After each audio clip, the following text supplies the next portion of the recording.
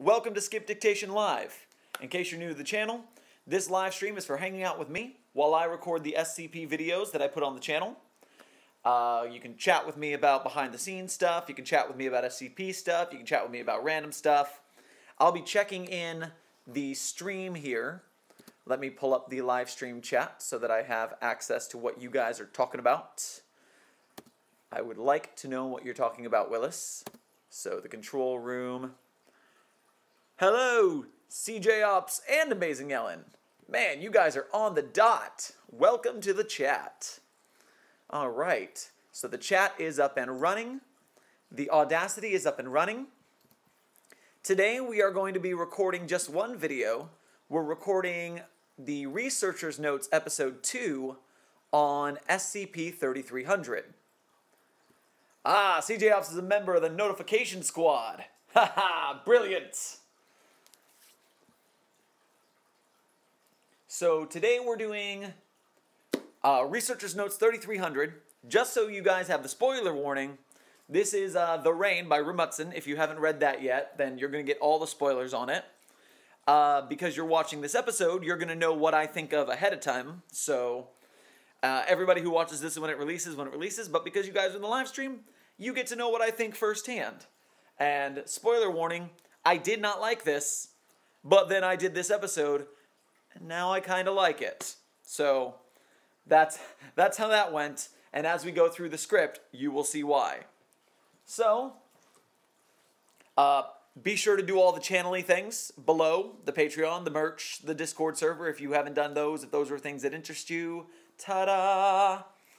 And now we are going to start today's episode with our 10 seconds of noise reduction meditation. So, shh.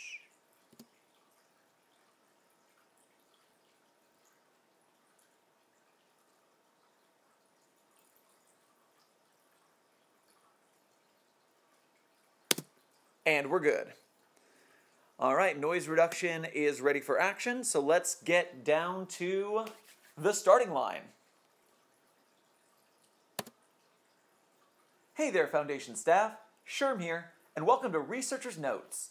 For those of you who are new to the channel, the quickest way to describe this show would be the discussion section of an SCP meets a book club. Each month, we're going to approach 2 SCPs suggested by the community and discuss their themes, stories, merits, and pitfalls to get deep into the mechanics of writing an SCP.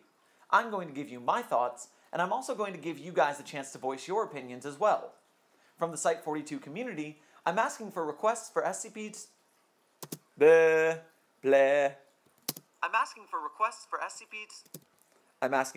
for SCPs. That is the line that I flubbed there. It's okay, we're warming up the speech muscles. Ain't nothing yet going on. From the Site-42 community, I'm asking for requests for SCPs to be covered, a 30-second to 2-minute audio recording of your thoughts about the upcoming SCiP, or a written transcript that you'd like me to record on your behalf. You can get these things to me through the Site-42 Discord server, link in the description, or you can email them to scpsite42@gmail.com. I'll be revealing the next SCP at the end of the episode. Today we are taking a look at SCP-3300, The Rain by author Rumutson. I must admit ahead of time that I personally dislike this SCiP. No matter how much I try to get into it, I find it boring. It's important to remember that just because you don't personally... drat. It's important to... Cool, we're still rolling. Put that back.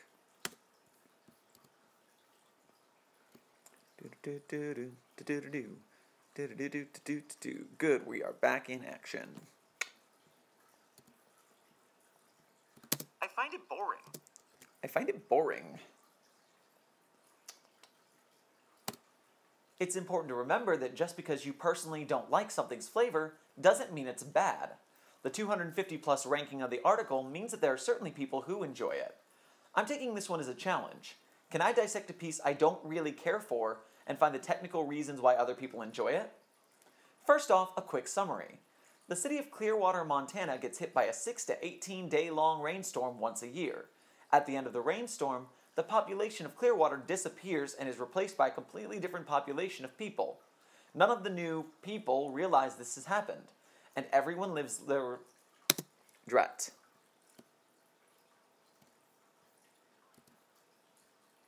And everyone lives... It's always a little more insulting when I miss my own speech patterns. Like, when I misread someone else and they have a different speech pattern than me, that's one thing. But missing my own language, that's a little ridiculous. Like, I wrote that. Why would I miss that?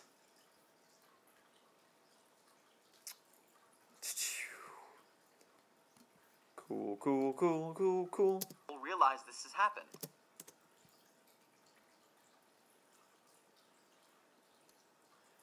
None of the new people realize this has happened. And everyone lives their life normally as if... That's why it's lives their lives. Lives their lives. Lives their lives. And everyone lives their life normally. I wrote life, and so I keep saying life. That's wrong. Bad grammar. Bad grammar. Let's try that one more time without failure.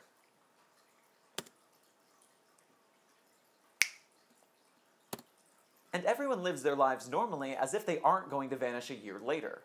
The main attraction of this skip is the journal collected from one of those people and the events that transpired during the latest storm.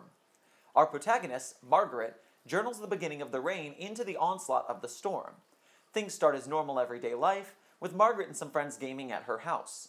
The action ratchets up quickly as an unknown man comes into the house claiming it as his own and straight up murders Margaret's mom in a blind rage, mindlessly shouting about his claim to the house while the teens flee. They get in a van and try to drive out of town, but drive until the tank is dry without getting more than a 5-minute walk from the city limits. One of their friends perishes from earlier injuries, but his corpse boils and evaporates like water for some unknown reason. They hide out in a building, and one... I think I said something wrong with that last line. But his corpse boils and evaporates like water for some unknown reason. Yeah, for some unknown reason.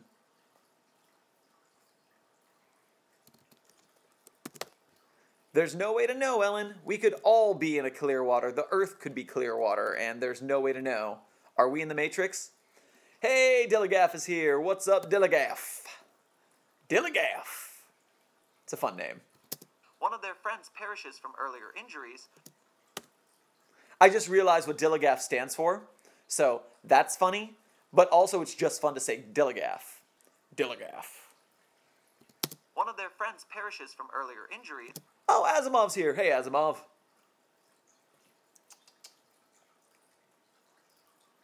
Perish from earlier injuries, but his corpse boils and evaporates like water for some unknown reason. They hide out in a building, and one by one they discover through suicide and injury that they are all made of water. They don't understand, but they are the anomaly. Bits of Margaret's dream reveals a tribe of people in the past who somehow cursed the town with this fate in an effort to survive a plague. That journal strikes some solid fear into the hearts of many, and for an explanation of that, let's hear from SCP author Bitter Mixon. Now for Bitter Mixon, I'm going to give him, he gave me a transcript, so I'm going to give him a bit of a different tone of voice from mine, that way it sounds different. So if when I go into 05 mode and like am deep and horror and stuff, that's why I'm doing that, because Bitter Mixon's not me.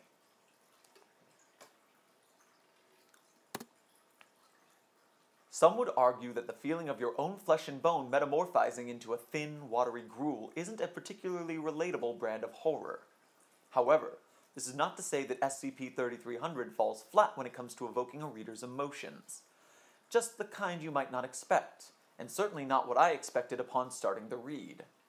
The feeling of the world falling away from our fingertips as every cell in our body is engaged towards one finite purpose. The feeling of the inevitable. Remetson utilizes the inherent human fear of failure and distills it down to its most pure and horrific form, the failure to survive. Every detail becomes more excruciatingly visceral than the last. I winced as Sam gored her arm, sank in my seat when nothing but clear liquid ran from her wound. My chest prickled as Margaret echoed the hopeless mantra of her friend's last words. They don't show... Drat! Drat, drat, drat, drat, drat. I was doing so well. I was doing so well at that speech. He gave me the most stuff to work on. Like, I said 30 seconds to a minute. He gave me like 2 minutes solid of speech. And it's gold. And it's excellent. But, like, that just... I thought I could get it all. I was doing so well. I was doing so well. Yeah, he's right at the 3-minute mark. So let's see how much material we ended up with when I talk like this. Where was I? Last words. Last words. Last words.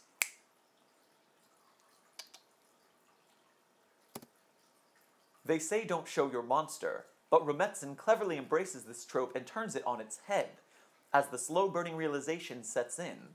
These people we're feeling for, rooting for, fighting for. They are the monster. It's one of the few skips I've read that left me with genuine goosebumps.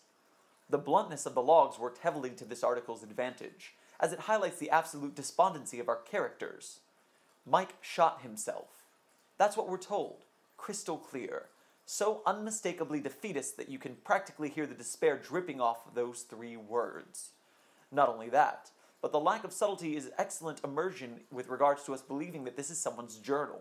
Because of course, in real life, you document exactly what happens. You don't care about excessive and ornate descriptions. You don't have the luxury of delicateness. And I believe this feeling is executed phenomenally. Whew.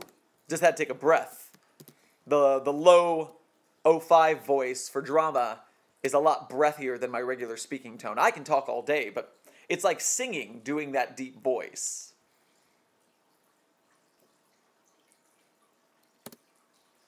That's not to say it's without fault. I found the pacing and tone at the beginning of the journal to be quite bland and uninspired, as if I'd read the same few first words 100 times before. The actual SCP documentation also felt fairly uninteresting, and the piece as a whole has a sluggish and unrefined beginning that I fear would turn away more casual readers. Drat, there's more words in there that I wanted to put in. And the piece as a whole has... And the piece as a whole is where I'm starting from.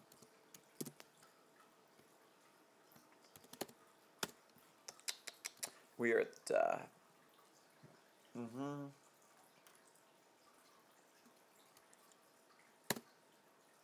And the piece as a whole has a sluggish and unrefined beginning that I fear would turn many more casual users away at a glance. The author likely wanted to get to the good stuff as quickly as possible, and it unfortunately shows through the writing. However, dig through the rock and you'll hit diamond. SCP-3300... Nah! 3300.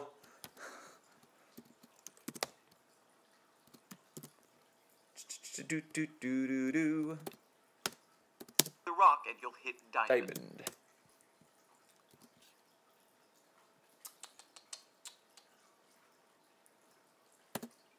SCP-3300 drips with a raw, frightening, and above all, creative horror. I'm glad that Bitter Mixon was so thorough in that analysis because I didn't feel any of that myself. Now to springboard off of Bitter Mixon's last paragraph and into what will be the easiest part for me, the critiquing section. I do agree that the SCP document itself is a little weak. From my perspective, I can imagine that the journal is what the author was trying to work on, and the document is just the setup/justification for the story. Almost like, I just need to set up the rules for the world and the story. Hey, Sighonix! I guess that is Bitter Mixon via YouTube. Almost like... It's always funny when people like show up in different forums and have different names. I'm just like, who is you? I don't know that guy. Oh, I do know that guy. But that's because I'm a nerd, and when you're trying to be get your name out there, it's harder if you have multiple names. So I use the same name for everything. Almost like... Almost like... Almost like... Almost like... There it is. I just need to set up the rules for the world of the story as quickly as possible so I can get to the good stuff. I agree that it's rather bland, and I think the first time I read this just for pleasure, I stopped before reading the journal due to disinterest. There is something to be said for the very basic level analysis of the anomaly, and that it reads like a research paper, which I also can't force myself to read. In one way, we live in a short attention span world, so you do have to hook the reader early. On the other hand, some of the greatest literary classics slow burn you with a world building while you get acclimated to the goings-on. I personally feel like this one doesn't do either, but others definitely disagree with me. My only big critique past that point is the opening of the journals. Like Bitter Mixin, if I never see the "har har, journals are lame, but I'll keep one anyways" trope again, it'll still be too soon. It also reeks of coincidence for me that she started keeping a journal right before the storm began.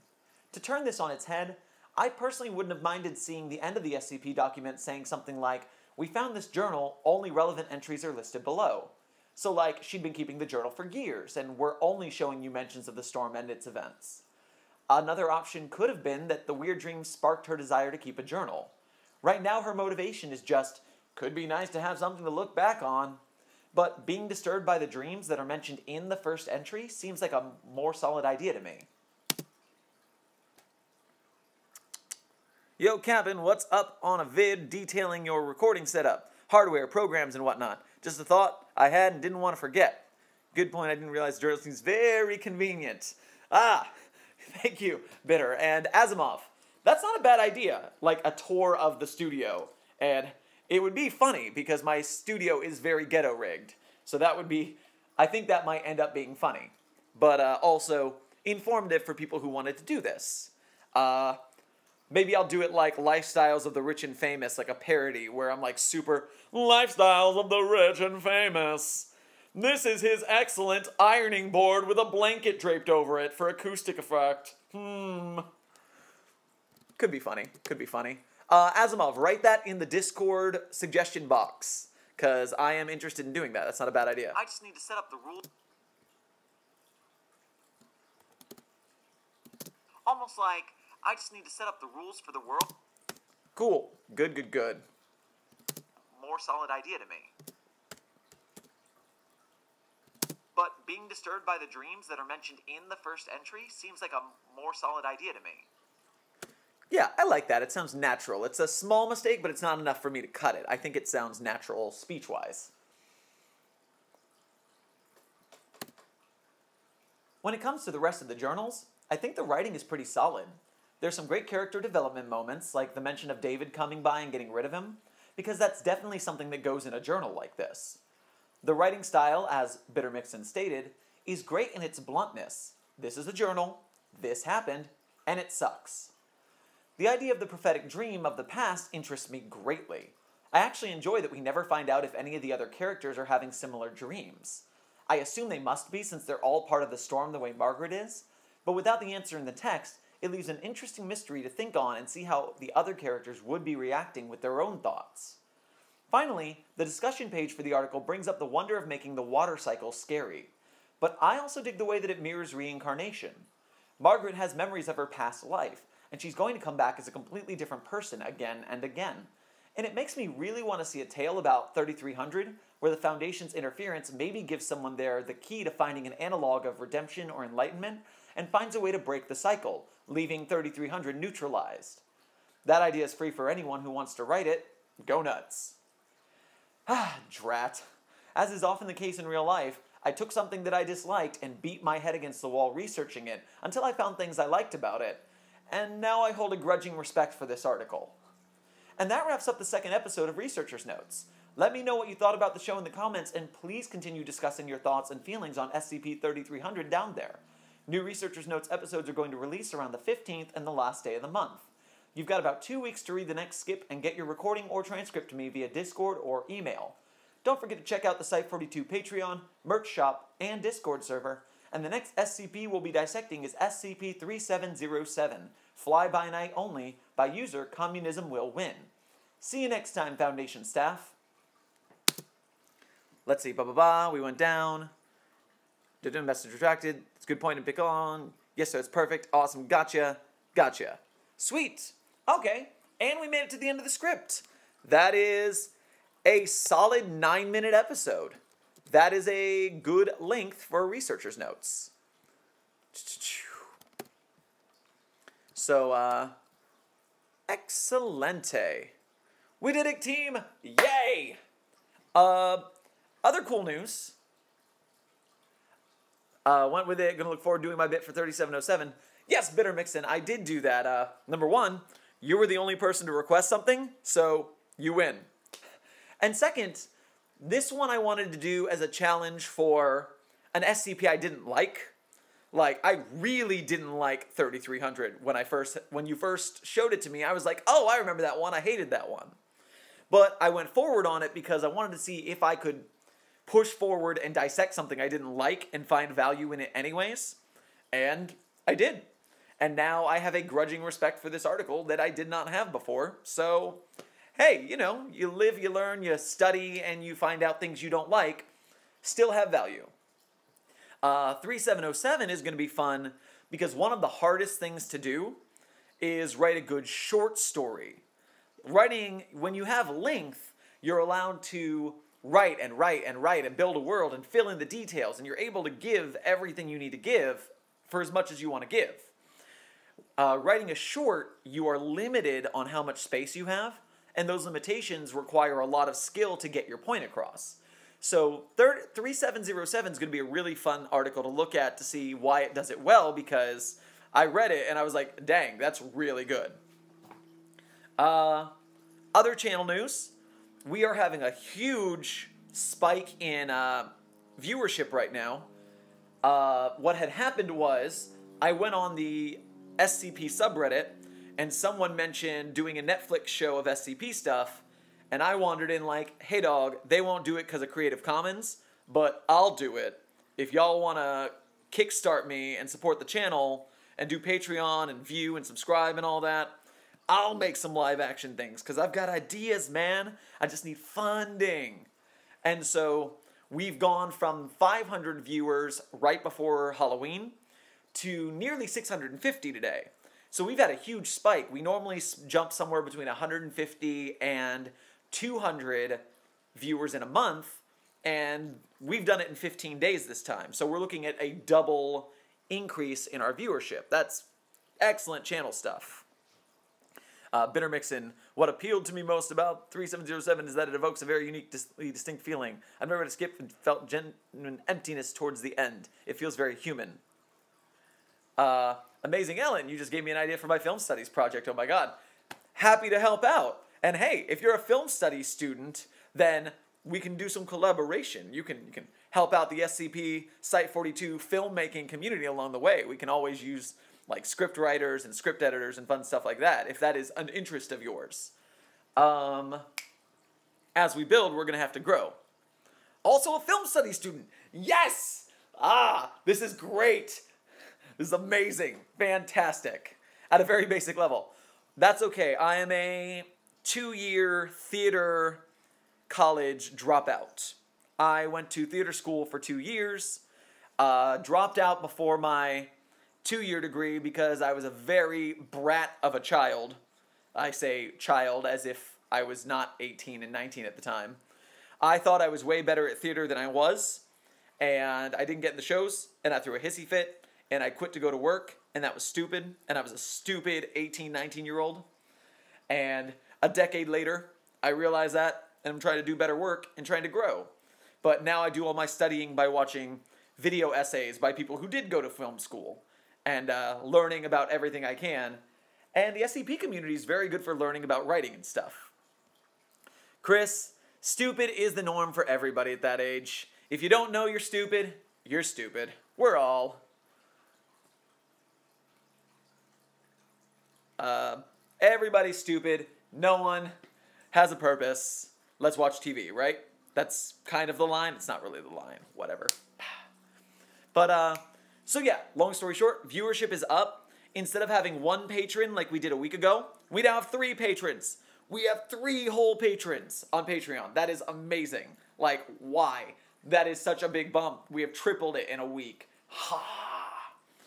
So, and for Amazing Ellen, being in England, yeah, that's a little hard unless you've got, like, I mean, if you've got a crew over there, like, I've got some people I've worked on for some commercials and some short films, and so I can get them together, get the crew together, and, like, put something together.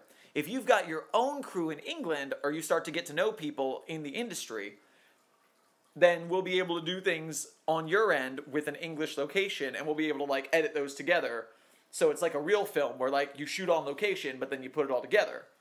That'd be epic. We'll see what happens. We got to keep growing. We got to keep doing. We got to find the funding, put it out there, grow as a channel, community, company thing. This hand motion is apparently growing, is what it is. But at the end of the day, or I should say at the end of the stream, we recorded researchers' notes. I'm going to get to editing that. Oh, this is the last live stream there's going to be for about 2 weeks. I'm going on a Thanksgiving holiday to see my family back home in Florida. So while I'm traveling, I won't be live streaming because I won't be home with my stuff. But I've got enough videos recorded to get us through the face thing I'm looking for. We've got enough videos to get us through that because there's a couple declassifieds, we got our researchers' notes, and we've got a couple more SCPs and small SCPs and big SCPs. So yeah, we're not going to miss an episode release. I'm going to bring my laptop with me so I can send all those out. Have fun with the family. Thank you, Dillagaff. And yeah, you guys keep being awesome. Keep reading, keep working, keep studying, keep growing yourselves. We will grow this channel. Do all the stuff in the links if that is a thing you can do to help. And I will see you guys. I will personally see you guys in live stream in like 2 weeks. But for now, I will see you guys in the Discord server and around the subreddit. Have a good one, guys. See you later, Foundation staff. Turning off poking you in the face. Face camera poke.